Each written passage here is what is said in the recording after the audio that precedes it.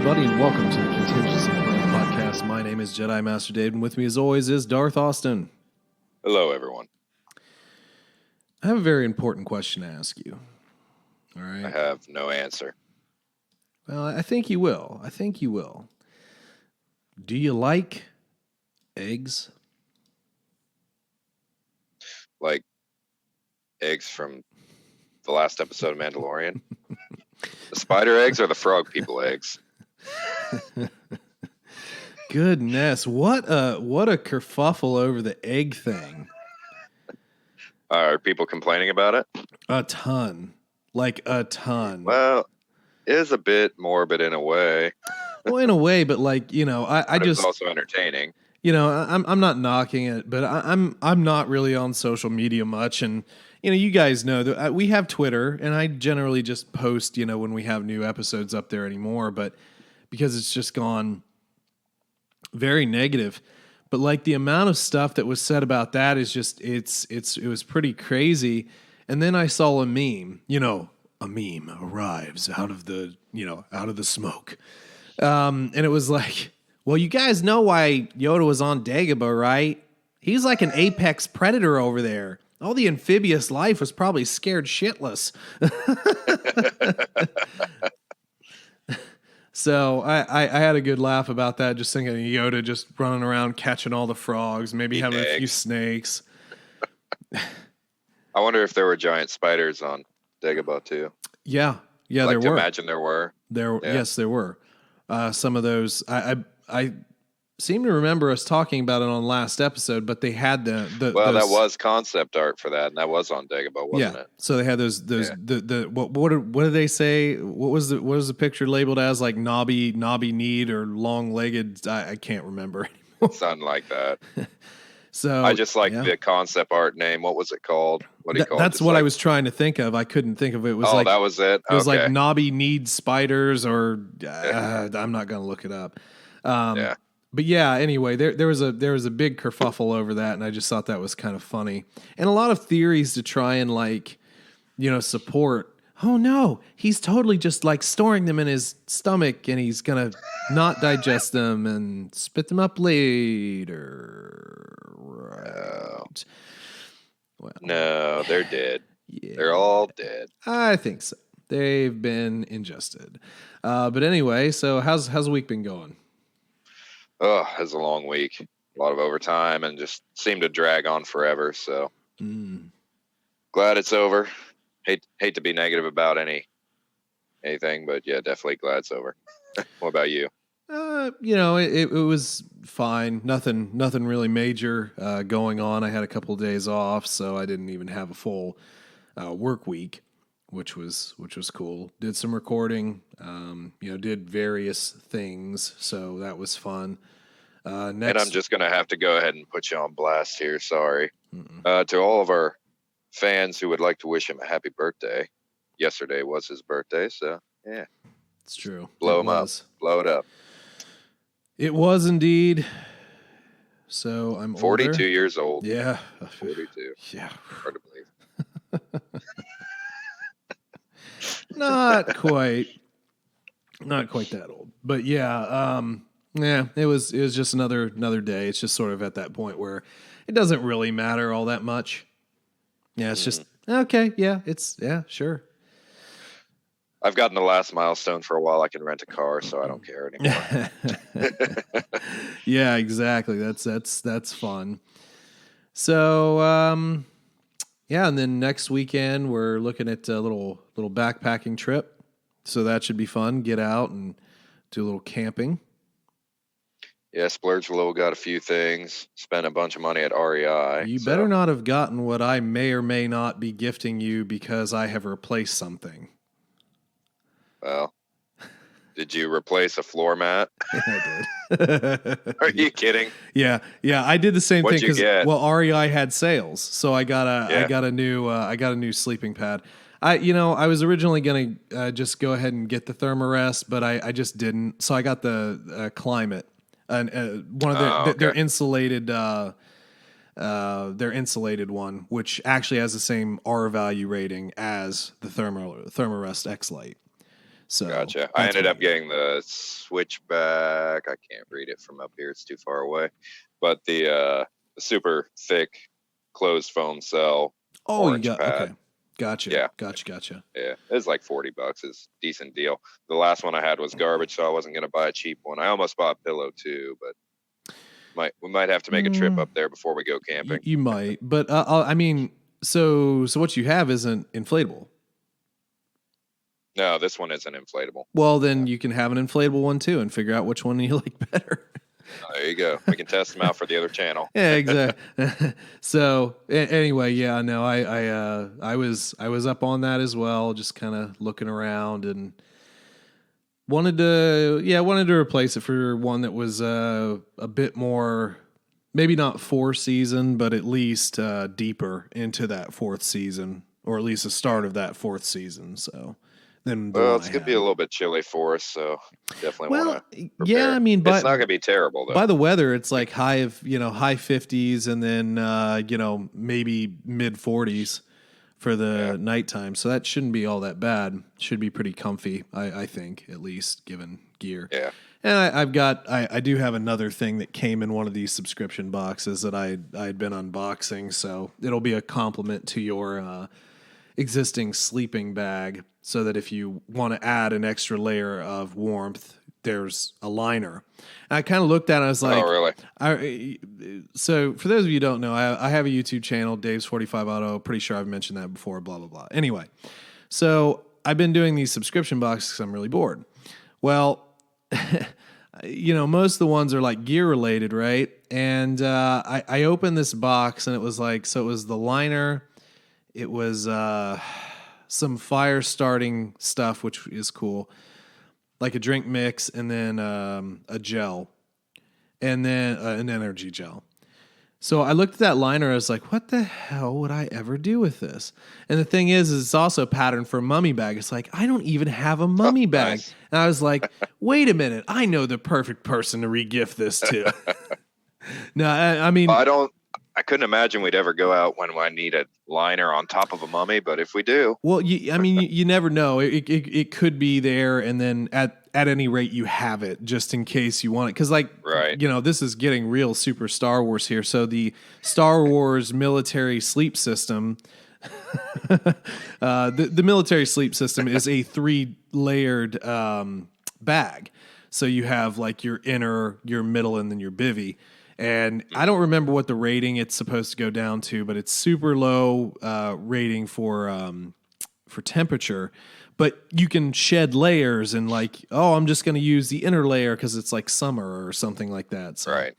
But anyway. And they're lightweight, so it doesn't really add much to the pack. So. No doubt. So anyway, yeah, lots of camping fun should be interesting. Like I said, it's been a weird year. Haven't really been able to get out all that much, so I'm definitely happy to be able to get out and do something. Same here. While we're on the topic of shopping, by the way, to those shopping, to those of you who have a Disney store nearby, we'll actually get to Star Wars related stuff now. They have some pretty good deals and cool collectibles right now.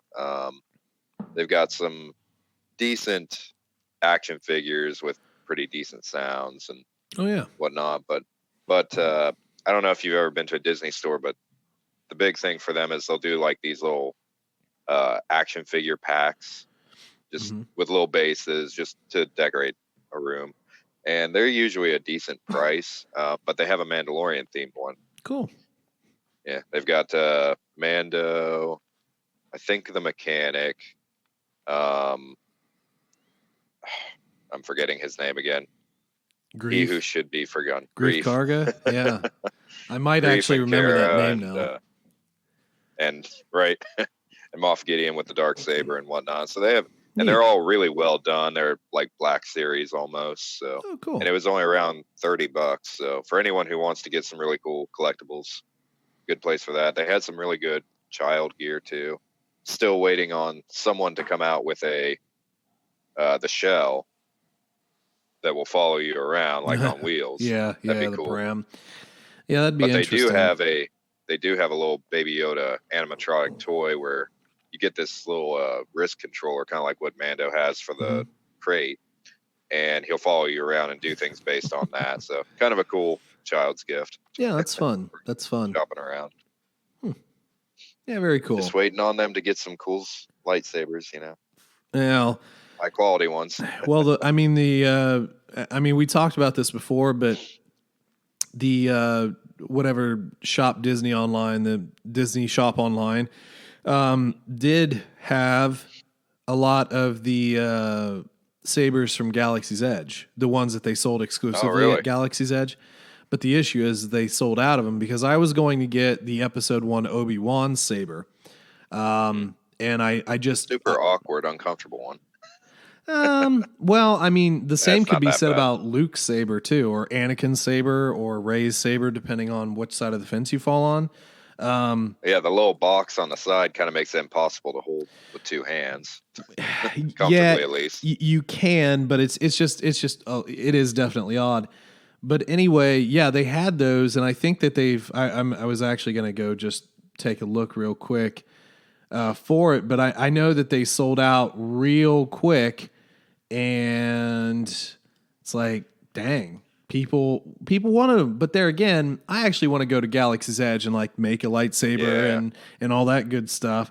But I probably would pop in the shop and buy a saber maybe if. I don't know if one that I liked was available, but the thing is most of them are only $130. Right. So, oh my gosh, even the Temple Guards, the Jedi Temple Guard saber hilt is gone. Oh, and this is the other kind of stupid thing. I don't know if they do this at the park or not, but you have to buy the hilt and then the blade. And the blade is really? The blade is, it's $50, so it is what it is, but it's just like, you jerk. Why'd you do that?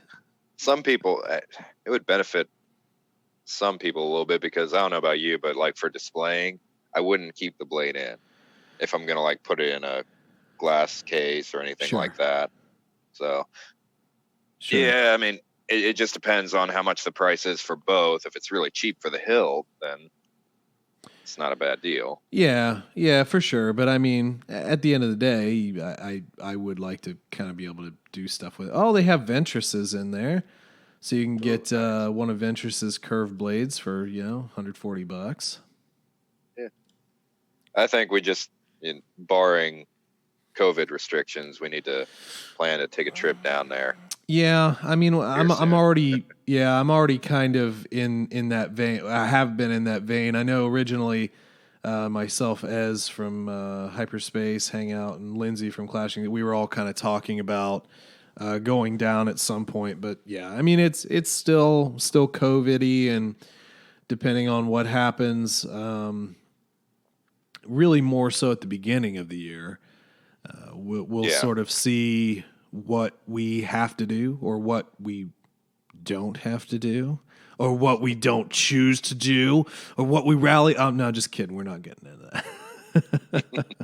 It's crazy. Don't start a mob. But I will say this, man, if you haven't gotten your extra thing of toilet paper, you might just want to do at least an extra one because people are going nuts again. Yeah, it's the same as before. And guess what? Walmart and Kroger in my town is out of toilet paper.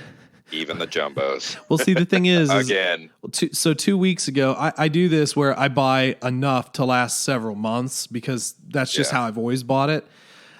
So a couple of weeks ago, I did that with paper towels and toilet paper. And you got death glares. This was like a month ago that I did this. So I went in yesterday to just get a couple of odd things, toothpaste and, super interesting Star Wars related stuff. But then I was like, I ventured down that aisle and I saw like people just like standing in a line, and I went through the other end of the aisle, and there was one of the, employees is like, is this like a line or something? He's like, no, they're just all trying to figure out what they want. And apparently they were changing prices on the fly. Like the employees were like changing prices. So I guess there was some confusion about how much stuff would cost. So I just, I looked at that, that Charmin, that whatever 24 pack of Charmin, which I never buy that big a thing mostly anyway. I looked at that thing. I was like, I'm just going to grab this now. What's crazy is, but I'm not stocking up. Like, right. I could have grabbed two, been strapped Isn't that for ridiculous? life. There's a limit of 2, but you can get 48 rolls of toilet paper in one trip. Or it's you like can you're rationing. Or you can get like a smaller, like 4-pack and only be able to buy 2 of those. Right. It's like, that makes no sense to me whatsoever. Yeah, I know. But at any rate, it was a weird thing. And normally I wouldn't care all that much. But like the last time this happened, I came dangerously close to literally running out because of everybody's nutball purchasing. And I just don't trust people. And unfortunately, I think that's kind of a catalyst, though. People not trusting people to not be stupid, but we're also not trusting. Which is the cause of us not trusting people. Yeah, exactly. So anyway, be prepared. You guys should stock up for more than a week at a time anyway. That's just my thought on it. But anyway, I think that's enough non-Star Wars talk. You want to go ahead and talk about the massive episode in the room? Sure.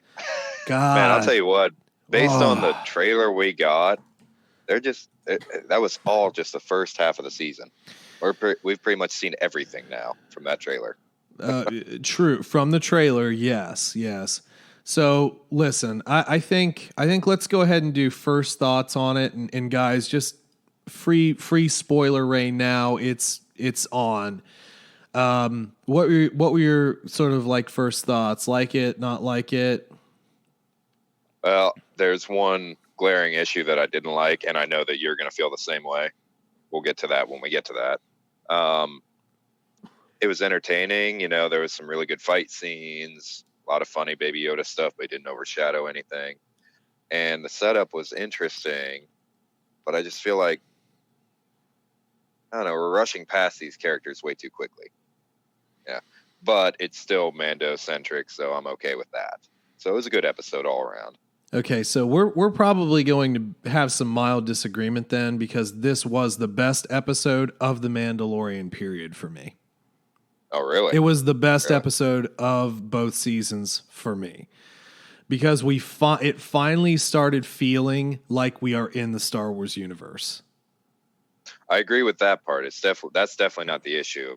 Again, I just have one glaring issue that we both talked about. Yeah, no, that's cool. We'll definitely go through it. Not a biggie there, but just quick summary. We're still escorting the passenger, old frog lady. We wind up on the planet, populated by Korans and Mon Cal. Ship is like pretty much destroyed. Frog lady. Very awkwardly voiced Mon Cal, by the way. Yeah, we'll get to specific. I'm just running through real quick here, but yeah, I do. I know what you mean. Frog Lady's reunited. We have that little reuniting scene. Mando's looking for Mandalorians. Baby Yoda eats weird soup. They go on a Koran ship for no reason. Baby Yoda gets eaten. Mando goes in after. They attempt to drown him. Oh, look, more Mandalorians. And then, hey, we're going to liberate some stuff from Imperial Remnant. Blah, blah, blah, blah, blah. Here I go again on my own. And then, that's pretty much quick synopsis of it. So major points, man. What let's just go out right out. So what about this didn't snap for you? The cult. That's literally the only issue I have with the episode, is the fact that they finally acknowledge that it is a cult. But here's the thing, and this I view this slightly different. I like that they called it out finally. I like that they called a spade a spade. It's like, oh, you're in that cult. And like I like that part, but the fact that Mando is so naive about it, and granted, it's a cult, so they're gonna shelter him quite a bit. I understand that. Right. I mean, I just hope that's not a focus. Well, I think there will be some sort of come to Jesus moment eventually. There has to be, essentially. There has to be his decision to go with his brothers and sisters that are legitimately Mandalorian, literally from Mandalore, born on Mandalore, generational armor sort of stuff. Or does he go with the cult that raised him to believe in the old way? And do we go back to that old way? Because really, Bo-Katan kind of like, she was in the old way. It was really her sister, the Duchess Satine, that kind of brought them into a different way of thinking. Yeah, they had sort of gotten out of that a little bit, but Satine really pulled them forward a little bit more, and of course we all know what happened there. Yeah. But I think that there will be some sort of reckoning in his mind between, do I follow the way I've known, or do I follow the way the new way? Well, who's to say what's true? Because legitimately we're either talking about like old Republic Mandalorians, or we're talking about the newer, like new Mandalorians. So what is truly the way? I think that it remains to be seen by whoever rules Mandalore eventually. True. Very true. But no, that makes sense. I do get, we both are not fans of cults. As one of the biggest gripes we had in Alphabet Squadron, Shadowfall, looking at the bookcase. And that's my only fear. That's the only reservation I have because of that, is because they went all out with the cult thing, and it kind of ruined the book for me, and I'm just a little nervous about that. Yeah, but I mean, in this one, I guess the difference that I see is that in the book, I feel like the writer tried to really justify that cult. Like, he kind of went a little bit hardline on, yeah, but is it a bad thing? Yes, it is. It's a bad thing. I don't know why you're trying to overly justify this, like give this character more talking points. But like in this one, it's essentially like, so you're just wearing the helmet you're one forever? Of those crazy ones. Yeah. Yeah, I mean, that's cool and all, but like, what does that signify? Like, what does that matter? It doesn't. It doesn't matter at all, really. I will say one thing, that I like how they dealt with his reaction with them removing their helmet. It's like, oh, good. Not all Mandalorians are like that. Cool. Yeah. Well, I was really hoping for that. And that was we already knew that from the rest of the Star Wars universe, but that just kind of ties it into the true Star Wars universe, like you were talking about. It's not an offshoot, and they're going with their own lore. Well, and that was kind of like, people thought of that as a plot hole, and it's like, no, it's not a plot hole. It's going to be explained. It's just going to be some offshoot cult thing of it. I mean, I think most people kind of already guessed that was going to be the case.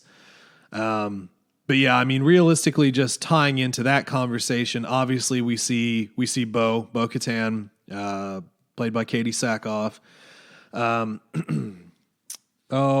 don't have the names directly in front of me. I probably should have looked that up. But Sasha Banks was finally showed up. She is Mandalorian, but not Sabine Wren. I'm gonna try and real quick pull this page up here so I can see the names, because God, one of them was Axe Wolf. Or like wolves or something. It's not wolves. It's like, okay, Dave, we got dangerously close again to another wolf here. I was joking on Hyperspace Hangout because I recorded a bit with them, and I was joking that, Dave seems like the kind of guy that in the 90s he had one of those, those blankets with like a big wolf in the desert scene, and he just wrapped it around him while he wore his cowboy hat in his home watching Star Wars, because he's Trapper Wolf. So okay, Sasha Banks' character, Koska Reeves. So we now have a name, but obviously not Sabine. So that's I think she would have been fine, but I would really like to see the voice actress, Tia Sakar, voice it, because honestly, she has the voice. Obviously, she was the voice, but she also has the look too. And I think, and she's done some acting. So I would personally like to see her just come in and be Sabine in live action. What do you think the chances of seeing Sabine with Ahsoka? Well, if you want to go ahead and jump ahead, do you just want to jump ahead to that? Well, yeah. Okay.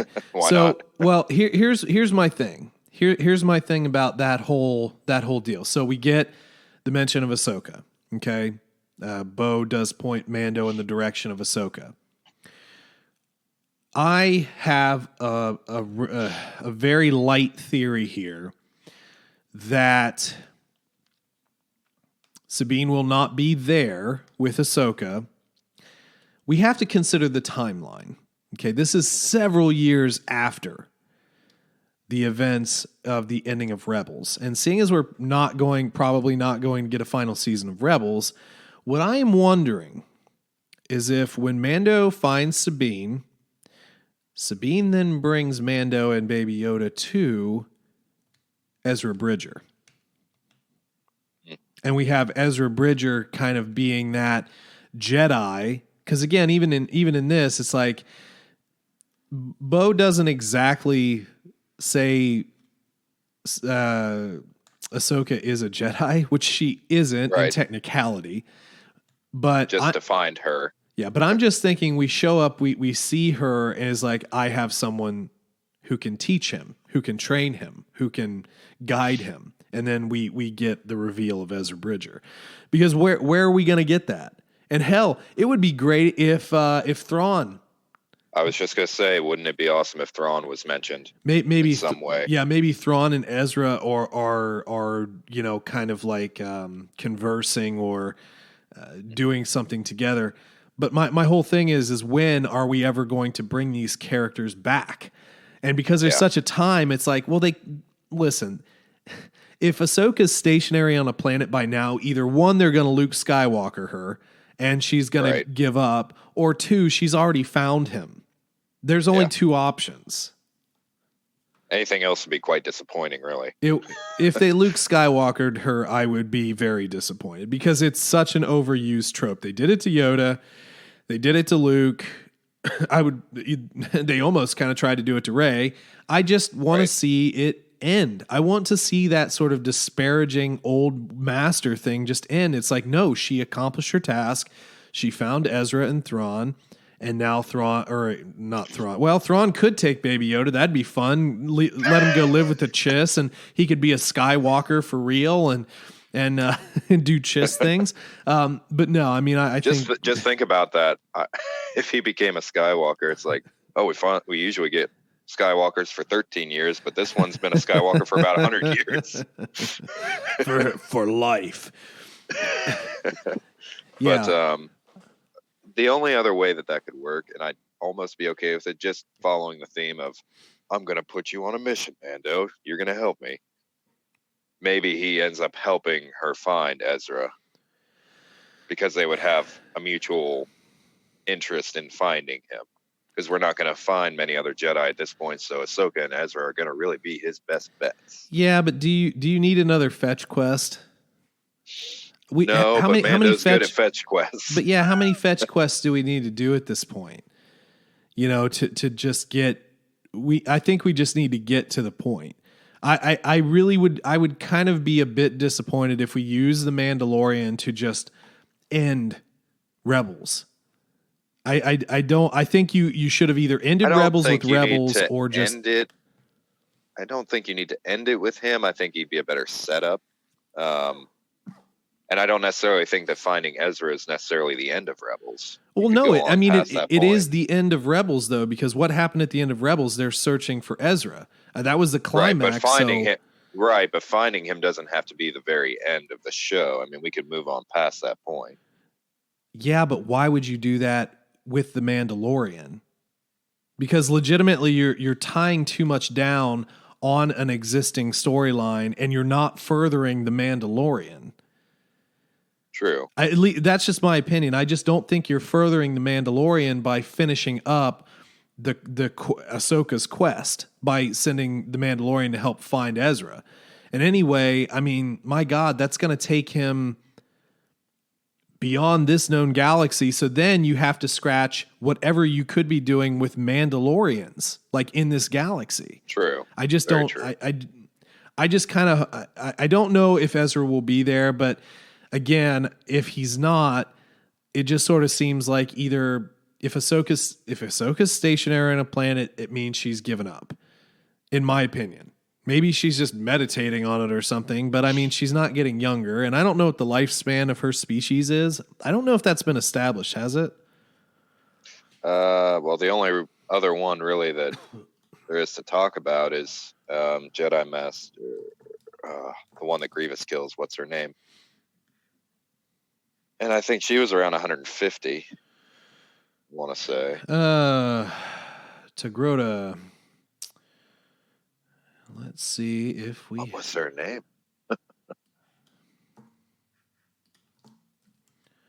I'm just looking up their age range. I'm not going to remember every Jedi Master. Okay, so Togruta is average lifespan of 82 years. Really? Those who are keenly attuned to the Force could live up to 200. So essentially, average human lifespan. Average human lifespan. So Ahsoka at this point is what? Probably around 50s. 40, 50? I think she's either in late 40s or early 50s, yeah. No, wait. God, how old was she in Clone Wars? She was like a teenager in Clone Wars, right? She started out at 14 as a Padawan. I want to say she was probably around early 20s near the end of season 7. Okay. So Rebels is going to be around another 20-ish years. So, Rebels, she's 32 in Rebels. So, really? Yeah. So by this time, you know, she's. I'm not doing math. I'm not converting BBYs and all that stuff. But I mean, suffice it to say, she's going to be in her, what is it, late 40s? I don't remember the timeline Probably. And how long it is from that time to whatever. Anyway, she is older, older than she was in Clone Wars, older than she was in Rebels. Right. But so she's not ready to give up. No, she's not old. Certainly not. Yeah, she's not old, but she would be, in that middle-aged type of territory. And I would be irritated if they went ahead and just had her stalled on a planet after all that time, because then you're going to create conflict. If Sabine's there, then maybe they're taking a breather. But then if Sabine's not there, it's because, she gave up on Ahsoka. And it's like, I don't want that storyline. Right. I really don't want that storyline. It's played out. It is played out.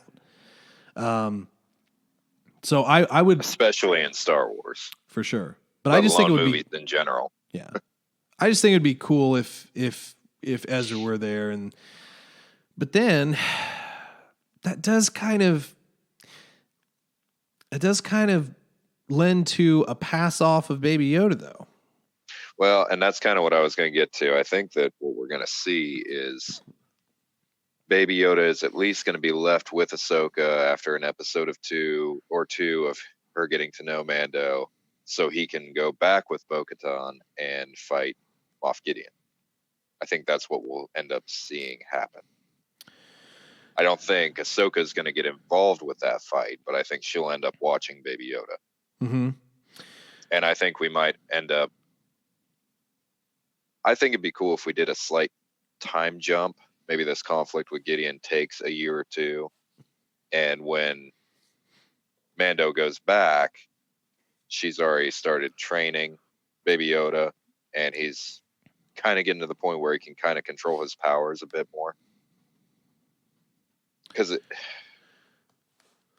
we kind of have to get to the point where we're like, okay, well, when is Baby Yoda becoming more independent, able to talk, able to communicate, all that? I mean, when's that going to happen? Are we going to see that? Are we not? Are we going to see him learn to use his powers? Are we not? Is it just going to be implied that he's going to become a Jedi? Are we actually going to see it develop? Mm-hmm. So I'll throw one thing in here. I don't think we're going to see that in the next episode. Well, I think we're going to be starting down that path is what I'm saying. Yeah. It's going to take a while for Mando to even trust Ahsoka. No, what I'm saying is we will not see Ahsoka in the next episode. He will not be there. We will have a roadblock episode. True. Probably something with Kreef and Kara, I think. Yep, that's kind of what I was thinking too. I feel like we're going to have to go there and do something with them first. But yeah. But there again, you could also save them for the conflict with Gideon as well. Well, that's another thing I wanted to talk about, so we might as well just roll in, because obviously we did see Moff Gideon, basically just as hollow, essentially. But he is still out there, obviously. And what I'm kind of wondering is, so we get from Bo that she's obviously searching for the Darksaber. Gideon stole it from her. She wants it back. And what I'm kind of interested in is, well, one, I don't think the conflict with Gideon is going to be concluded this season. It's definitely going to take a longer amount of time. Apparently there's been some stuff that what is his name? It's like Giancarlo Esposito, I think. I don't remember if that's his actual first name. Now I know his last name's Esposito, but I'm not going to look it up. But anyway, I think he had initiated some conversations where, it's kind of like, it's not going to end this season, kind of. So my thought is that, one, do we get a confrontation with Gideon this season? And do we think Mando fights him, or do we think Bo fights him, or do we even get that at all? I mean, he could just be the big baddie in the background this season. We've already established how BA he is, so he could just be looming in the shadows until the next season. We might be setting up a fighting force to go after him, which would require Mando to have a season just, making all these new contacts. We've already seen him interact with the people at Tatooine. Maybe he gets some allies there, Ahsoka, Katan, but the thing is, Ahsoka would have really no reason to want to fight Gideon. So, I don't know. It's hard to say. I'm still of the opinion we're not going to see Ahsoka until the end of the season. She's not going to have anything to do with any of this conflict at the moment. I mean, I could be wrong, but I get a feeling that, although we're saying, yeah, Ahsoka, we know the name, we know the planet, I just don't think we're going there yet. I mean, look at the state of Mando's ship. It's basically a floating piece of garbage. I feel like, again, that's kind of going to be part of the reason why he goes to Greef and Kara's, maybe to get some ship repairs, maybe to get some safety, because people are still after him. We'll go back to the mechanic. Yeah, whatever. I don't need any more of that. I'm sorry. I'm done. I'm kind of done with the character. But another thing I'm thinking too is about allies. And I think that eventually, when we do get in this conflict with Moff Gideon, we are going to need the Republic. And I think, one of the things I was talking about, again, on Hyperspace Hangout, is that I think we might get someone like Mon Mothma showing up, and it maybe just on a holo, and then kind of like Mando maybe doing a brief. It's like, hey, listen, there's some stuff. This is Moff Gideon. And one of the things that I had said is that, what I want, if we do get a Mon Mothma, if we do get an attack on Gideon and his force, because obviously he has a force at this point. If we get that, I want a Mon Mothma that doesn't go running to every other commander and say, oh, well, we have to have everybody in agreement before we do anything. No, I'd kind of like to see Chancellor Mon Mothma just give an order. It's like, oh, Moff Gideon, yeah, we need to get him. We need to get that guy, and we need to get him and end this. And she sends, old Trapper Wolf and everybody in tow and have maybe a little fleet battle. With Mando just sort of, razor cresting around, doing some stuff. I think that'd be kind of cool. And maybe you realize the can of worms that opens up if we start interacting with the New Republic, though. Well, but the thing is he already has. They know he is now semi-known to the New Republic in a good way. Exactly. They know him in a good light. Willing to basically absolve him of past crimes because of what he's done for them. But it's not so much the interaction with them, it's the interaction with established characters. We've already been willing to throw in a bunch of characters from Clone Wars and now Rebels. Do you think there's a chance we could end up, getting new actors and seeing Leia or Luke or... No, I don't believe we'll see Luke at all, and I highly doubt we would see Leia. Now there would be one cool tie-in. It'd be kind of difficult to do, but what if we actually got childish Gambino aged a bit? I know. No, these were conversations that I literally had yesterday, because the whole thing is, if we had Lando, that would be sweet. Maybe Chewie. Han's going to be at home because I think around this time he might be having Ben, right? Or somewhere around there. Probably, I would say. Or even if he wasn't at home, bring back Alden Ehrenreich. This was like one of Matt's big things was Alden Ehrenreich coming back in and reprising Solo and giving people another look at Solo so that we can finally get Solo 2 done. Right. But I that was actually my pick was bringing back Donald Glover, having him play Lando. And I don't even think you have to age him. I really don't. I think you just bring him in. Yeah, very true. This is like just, I don't want it to happen because it wouldn't be done well. They don't have the budget for it, but just imagine in the wildest fantasies of your Star Wars nerddom, what if we had CGI Luke starting his temple, training Jedi, and when we go to find Ahsoka, she's with him, and we find Luke. I don't... Again, it would not work, but just the implications of that, I think that'd be really cool. Well, in a way. There is one thing though with Ahsoka that I always kind of wonder though, because Luke becomes known around the galaxy as this hero who clearly uses the Force. May the Force be with you is becoming a phrase for everybody, almost a rallying cry for the Republic. She would have had to have met him at some point, no? Or he would have had a lot of reasons to want to meet him, for that matter, as well. Yeah, to continue his training. It just seems like a really obvious thing that at some point they ran. I mean, the galaxy's big, but like, even if she doesn't, that hard to find the Luke Skywalker. Well, it might be. You never know. But I'm just saying that, like, for her, this is. I mean, he goes by Skywalker. Even if she doesn't know that this is the son of Anakin.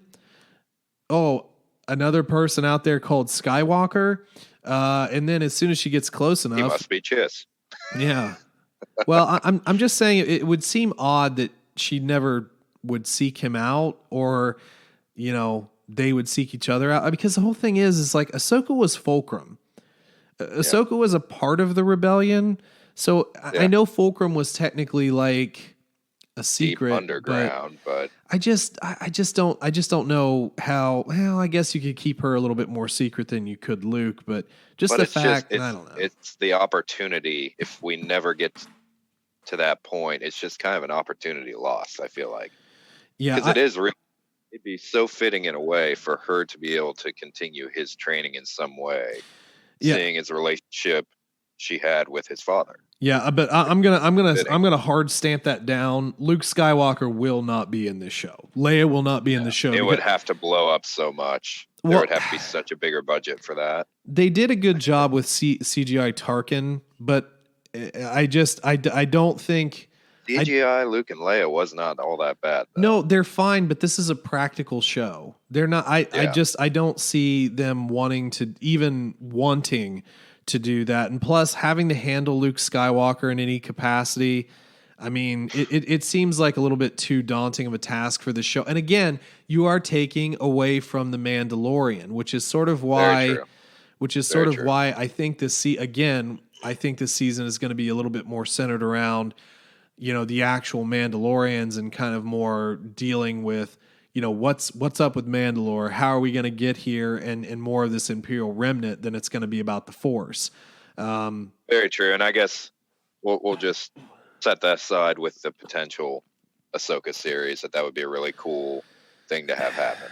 Maybe. But as far as going back to Mando, I do truly think that the center point of this season is probably going to be Bo-Katan. I think we're going to see her many more times. The question now is, do you think there's a chance that they would end up killing her off? Well, that's something that's a little bit worrisome, that you actually have Gideon defeat her in some way, so that he technically does win the saber in that kind of form. I think that certainly sets up the Mandalorian, Din Djarin, to be more the titular character of everything, but I don't really think that that's a good idea. To be honest with you, man, I'm a little bit tapped out of killing characters. We see it too often. Just watch Game of Thrones for a season and realize that half the people you have seen are going to die. It's not always necessary for story exposition to kill off a character. There, I have some favorite book series where, you'll have a character through legitimately 15 books, but then there is a point where it's like, yeah, maybe it does. You might need to have some actual like conflict of that nature to continue on forward. But because we've been such a small sample size of Mandalorian, and because, listen, the reaction of Bo-Katan was big. Like, people loved seeing that. And she did an amazing job, I think. Well, I mean, she voice acted it, and she's been in movies. She's a great actress, and she was and you know what? The design was good. They got her headband, gave her the shorter red hair. And I want to talk about the action scenes too with you a little bit, but because I have some thoughts on that too. But her reveal, I think, was so important for mashing continuity lines and making things more continuous and more connected. And, I love the other two Mandalorians. I thought that they did a really great job of portraying who they were. But, I mean, I don't like losing major characters all that much. And I just think bringing her in I don't is really either. cool. I just wonder if there's a chance they would actually set up for Mando to actually take on the title of the Mandalorian, and I don't think that'd be possible with her alive. Well, I don't think he would have a reason to want to be that if she were alive. Well, so what? I think her death would be a driving force in that decision. Well, let's be real about this. What gives him more of a claim to say ruling Mandalore than anyone else? What about the Armorer? Absolutely nothing. I mean, he's just happens to be our character that we're following, and he's cool and he does a good job. But it's like, you have the Armorer. She's obviously very highly connected to everything. Although probably not well liked based on how Bo reacts. That's a complete other story for sure. But I think that there have been a lot of challenges to Bo throughout the series. Obviously, Sabine, she was the one who brought the Darksaber back. She became worthy of the Darksaber. And I think if she weren't as young as she was at the time, she would have been worthy of, ruling Mandalore and also other story exposition. But as far as it goes, I think there's been so many challenges to Bo-Katan. I think it's just like, let's just give this to her finally, the thing that she deserves and is clearly deserved. Let's not, maybe we don't need to add more drama here in trying to have, I'll tell you this. If there does wind up being some sort of conflict between Din Djarin and Bo-Katan, I'm probably not going to be all that happy about it. I actually think we got a glimpse of that, and I was not happy with it. Well, I don't think, to be honest, though, I don't think we did. I think we got a clash of learnings, but at the same token, I think that I think that it was more that he, towards the end, respected them and her. I mean, he essentially, ran through live fire with only his armor to protect him to help advance a mission that she proposed, one that he disagreed with. So he kind of fell in line with her plan, despite the fact that he knew that it was kind of dangerous, sort of stupid, and it was beyond what he had signed up for. So even with that, I think he kind of fell in line there at the end.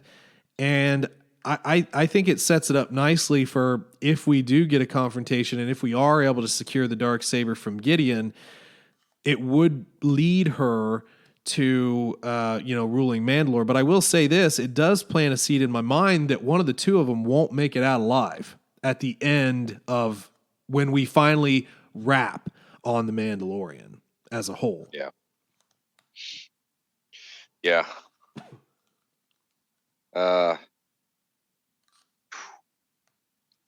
You really think they would kill off the Mandalorian at the end of the show? I don't know. I'm just saying that it seems like the thing that Hollywood does. Because at the end of the day, you're going to have people cheering for Din Djarin, you're going to have people cheering for Bo-Katan, and you're going to have, oh well, what did Bo do? Oh, what did the Mando do? Blah blah blah blah blah. At the end of the day, I don't think the Mandalorian at this point is ready to rule over anything. I don't think he has that personality or that ability. Well, he's about to have a bit of a crisis of faith moment if he finds out any more about this cult. So he really doesn't have a leg to stand on to rule one way or the other. Yeah, he doesn't really. He's about to have to find himself. Exactly, and we're going to have that scrap between the old world and the new world, and which one makes more sense in this world today, which I think honestly is the new Mandalorian way. I it's just hard to see how the old Mandalorian way really fits into this galaxy. It'd be interesting to see if we see a fight between the Armorer and Mando, or the Armorer and Bo-Katan. See, that's obviously she's a great fighter. That's an interesting point. That is an interesting point. And I think that could be a distinctive possibility, maybe a challenge between some form of this triangle. But yeah, that could be an interesting plot point for sure. And it's certainly something that makes me want to learn her backstory a lot more, Yeah. I wish I was better with Mandalorian lore, because it kind of brings up the question, do we know this character? Could it be a reveal of someone that's already been established in the Star Wars universe? So I was it's a beam. No, I'm kidding. No, I was reading I was reading a little bit here. I don't think they actually gave like a name, but I was reading through some of this, and effectively this is Clan Vizsla. Okay, the Watch. So I think that it is entirely possible. I don't think that we'll know her name necessarily, but I think that there will be more into the old clan structure that will be described. And I think that might come at the next meeting between Mando and these Mandalorians, Bo-Katan and her group of Mandalorians. Yeah, and we might not even get another interaction with the Armorer until the next season, truthfully. Once we get this quest done. Yeah, for sure. It just kind of depends on how long-term this show is going to last. If it's going to be 8 seasons, 3 seasons, it's just hard to say. They could stretch it out so much. Yeah, no doubt. I mean, So I guess kind of the most entertaining part of this show is probably the fight scenes. Kind of want to spend some time on that. Yes, yeah, we do have to talk about that because wow. Listen, we've talked about the Mandalorian's fighting style where it feels very real. It's kind of it's not sped up. It's very real. A lot of hand to hand, a lot of trickery, all that good stuff. So it's very fun. But I gotta say, when I saw 3 Mandalorians just come in and start shooting everyone, I really liked that. I just thought that was really cool. Yeah, the aggression level there compared to Mando is just off the charts. Yeah, and you can just tell that they've been taught a very different fighting style, and they don't really. It's odd because they didn't really rely on gadgets as much as Mando does. Yeah, not as much. I mean, they had the retractable knives that they used a few times. The grappling hook. They didn't seem to like the old flamethrower very much, though, did they? Well, who does? Well, we didn't even see Mando use it in this episode, which I'm cool with not using. Well, he got wet. He got wet. He could. True. But no, I just. You're right. See, I mean, Mando has been alone, so I think his fighting style reflects being more of a loner, where he can't necessarily take wild, crazy chances because he doesn't have backup. Well, these 3 are their backup, so they can be a lot more aggressive. My gosh, when they're going through the ship, the Imperial ship that is taking some of the Mandalorian weaponry, or just weaponry. Did we establish that it was Mandalorian tech, right? I don't believe so. Okay, well, see, I know that they were talking about in there where, the weapons, I don't believe are. There were some other things they were grabbing, though. Okay, well, the whole thing was the spoils of Mandalore were being sold off at this port, and I just couldn't remember if the weapons were former Mandalorian weapons or anyway, it doesn't matter. But as they were fighting through this ship, just going from cover to cover, bulkhead to bulkhead. Smoke screen scene. Yeah. Din Djarin is just kind of like in the back, just like, I don't really need to do a whole lot yet. He gets a shot off, kills one guy. He was the one who threw the smoke screen. And then, let's just go to the kind of really epic moment where he charges down that hall with heavy blaster fire, just, sort of turtles up and, trying to hide all the weak points. Yeah.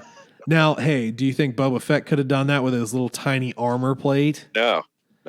Get out of here, Boba Fett. Nobody wants you anymore. Jeez. You're the lame first gen Mando. But I mean, seriously, just running down the hall, taking all that fire, throwing detonators, and getting them in there, doing what seemed impossible. That was pretty sick. Yeah. Yeah, and I don't know, it's just something about seeing that much blaster fire bounce off his armor that's just, it's epic. So much for couldn't hit anything, right? I mean, they weren't hitting him. Yeah. Well, weren't hitting the right spots. Well, did that kind of annoy you that they made the comment, couldn't hit the side of a bantha? It's like, could we get past this point already? We're only 30 plus years into it. It's the old joke. It's boring. I mean, they clearly do hit what they're aiming at, but yeah, it's always been the old joke, and it's always perpetuated. It is what it is. But yeah, that was pretty sick. We do get the commander, or whatever. I didn't really actually catch his rank in the ship, commanding the ship. I don't know. And you know what? I don't have his name. I'm not looking him up either. But I've seen him in stuff. I just, for some reason, I just can't recall what he's been in off the top of my head. But essentially, he's basically ordered by Gideon to crash the ship, take out these Mandalorian pirates, and is unsuccessful. But he does nuke himself. So yes, with the most epic cyanide pill ever. Oh man, he just gave himself the electric chair in a pill form. This episode really did kind of focus more on how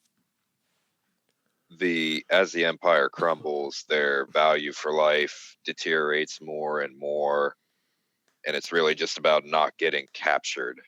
You know, it's basically go down with the ship if you fail. Yep.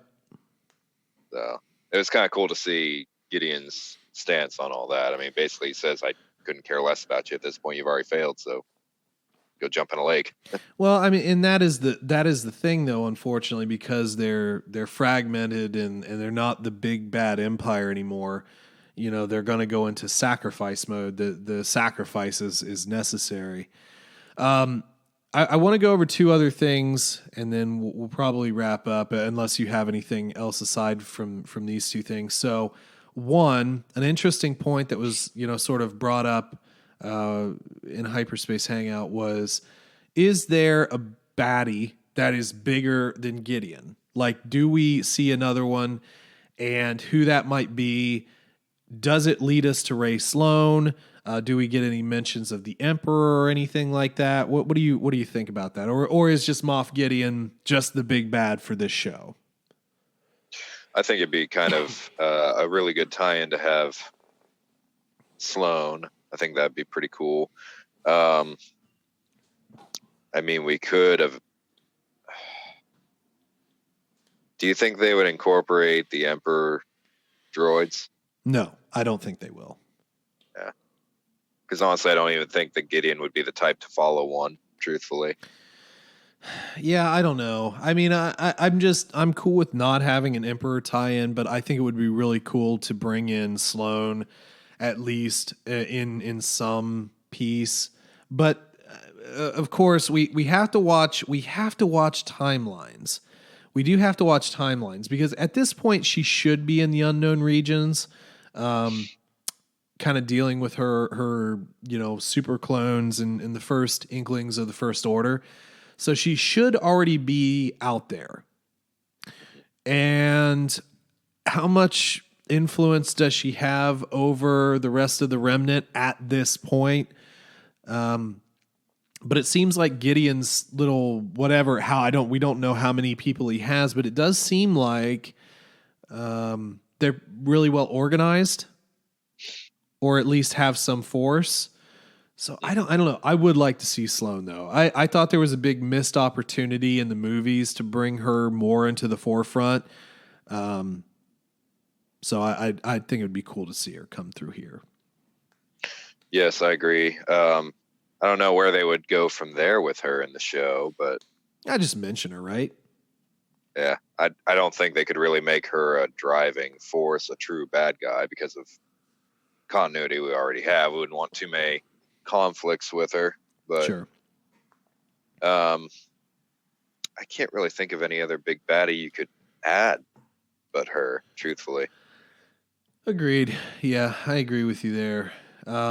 So anyway, we'll see how that develops. One other thing I want to bring up here is Bryce Dallas Howard.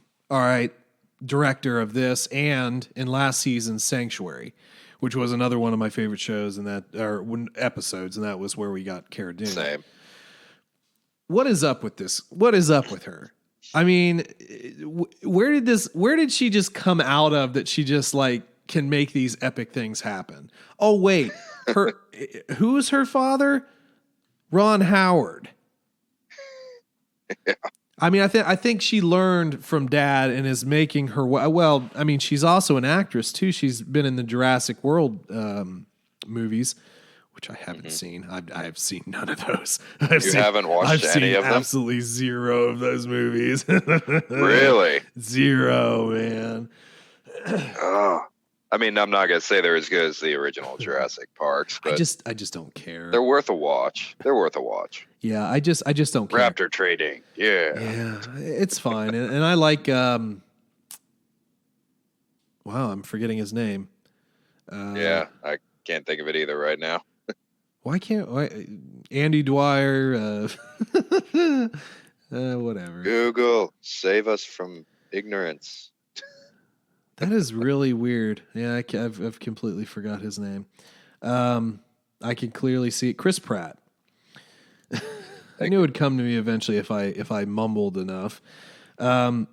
So she's obviously been, doing the acting thing, so that's awesome. But I have to say, I think she has a real talent for this directing thing too. And I think that because there have been articles that I've been seeing where it's like, we might have a rising star in the directing world here. And I don't know if it'll translate to the big screen or if it stays on the small screen. I would assume that it probably will translate to the big screen at some point. And with Ron kind of coming in there and saving Solo and maybe doing another Solo in the future, maybe not, I don't know. Why not? Why not have her do more? I mean, these two episodes have been awesome. We have plenty of setups for other live action shows, so there's potential. I mean, yeah. I would be confident at this point to throw her her own IP and see what she can do. Yeah, and I mean at the very least, how many seasons do you think we have in Mandalorian? I think at least 4. Okay. Yeah, I was thinking 4 or 5. I kind of hope I'm kind of hoping that we can continue this a while. But I don't know, man. I mean, we could get her more into more of these, right? I mean, I don't see why she couldn't be more involved in future episodes of just this, at least for the time being. Yeah. Well, I think obviously she does very well with Cara Dune. And there has been a lot of talk of a spin-off show for her. So that would be kind of cool. Happen. I know she's very controversial. She pisses off a lot of fans. So well, I mean, I think that alone would cank it. Controversy's in the eye of the beholder, but I think that I to be honest with you, I like Cara Dune. I don't see it being a show. Yeah, it would be tough unless you could tie in a lot of other core characters. Well, hold on. Actually, let me slightly retract that and say I don't see it being a long-running show, which is what you want, right? You want it to continue? I don't think you could continue her story that long. I think you could get a season out of a show. That's my point. I mean, why would you do it if you only think it could be a season? I really don't know.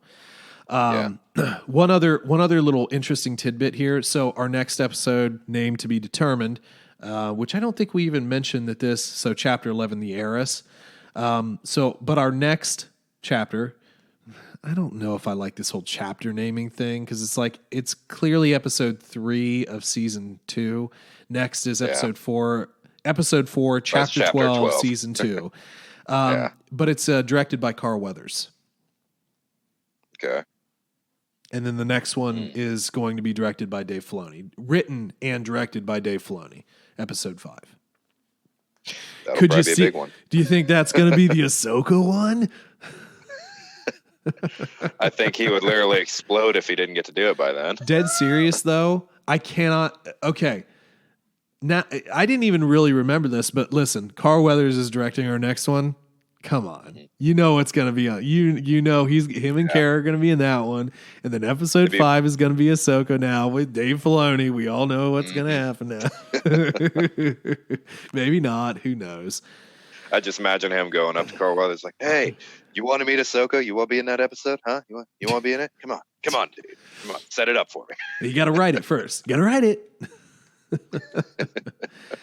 Anyway, so yeah. What else do you have? Do you have anything else we want to discuss for this particular episode?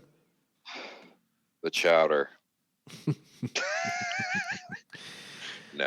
What is up with them in this alien stuff, disgusting. Man? I mean, can we be done with the face huggers? I don't know. I mean, yes, alien was a thing. We're good, but I'm good with it, man. I'm good with it. I don't know. After the whole spider and frog thing, I think it was kind of fitting that something attacked him that he was trying to eat. Yeah. Oh, goodness. Yes. The attack of the chowder. And, Baby Yoda has been attempted to be eaten now 3 times in this episode. The chowder, the big, what was it? The mama core, and then the other face-hugging squid thing at the very end. Which, by the way, how did you react when he punted Baby Yoda into the water? Like, were you expecting that at all? I thought it was strange that we were taking a boat ride a couple of hours away. It's like, where are you going? So I was kind of a little bit jetpack there. Yeah, it sort of seemed a little bit odd to me, the whole sequence of events. Excuse me, but I don't know. I guess I didn't really. It was a little bit. It's like, oh, geez, what are we doing here, guys? So, yeah. It's just an odd scene in general. A little bit. Well, best car. They just want the best car. You know, they want to sell the best car. Which I really don't get why they didn't focus more on that in the first season. Because first season, it's like, oh yeah, it's Mandalorian, whatever. Now it's like, oh, get the best car.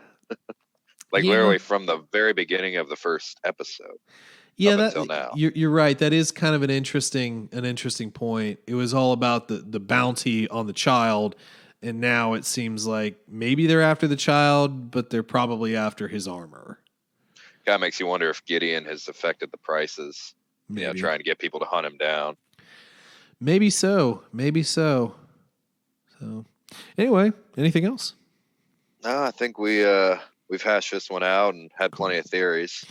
Yeah, I think it was a very good episode, to be honest. On like a scale of 1 to 10, I'm probably like at a good solid like 9 on this one for me. What do you got rating wise? I'd give it about an 8.5. Cool. Again, I had no issue with the episode. I thought the fight sequences were amazing, and it was a very good episode.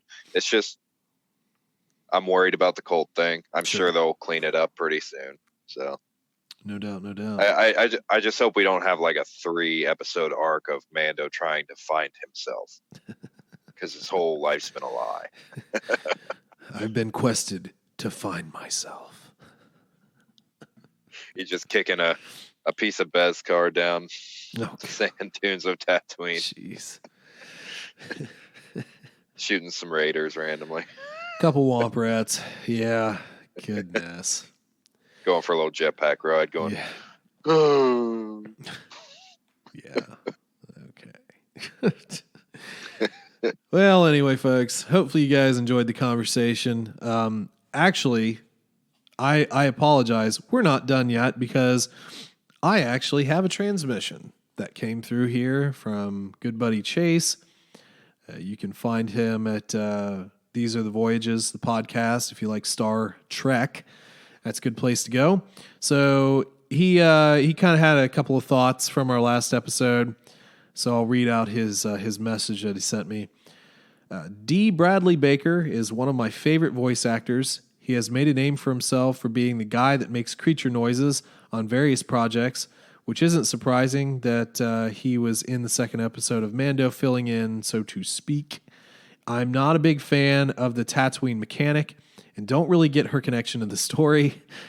Just feels like fan service, so I'm with you guys on her. As a casual Star Wars fan, I'm curious to see how the theme of the past plays out in this season, as it seems like it might be a theme. What do you just think? So, themes of the past, well, we were kind of answered in this episode. No themes of the past. Yeah. It was answered very quickly. Yes. I mean, we're getting all of this. I mean, it's hitting us quick. We haven't had a slow episode. No. The only thing that I am a little concerned about is this somewhat plummeting time for the episodes. Like, we're just, here's an hour, have fun. Quick. Here's 45 minutes, have fun. Here's 35 minutes. Don't go too crazy now. Yeah, this one was quick. It still felt very full. And it was the one that we probably wanted to be the hour one, truthfully. Yeah, no doubt. So, anyway, yeah, thank you, Chase, for writing in. The mechanic, we've had our thoughts about that. But yes, I think we're definitely going into past, at least past characters. Hopefully not all the past themes. But it'll be interesting to see as time goes by how we sort of matriculate in stuff from the past and how we justify that in the series. So it should be very interesting. Definitely. So, all right, folks. Well, if you would like to, have your theory or something read on the show, or just want us to answer a question, you can send that to tcplanpodcast@gmail.com. You can hit us up on Facebook or Twitter at tcplanpodcast. Be more than happy to discuss your theories or thoughts or whatever you want to do. But, that's all for this week. So you guys have a great rest of your week. And as always,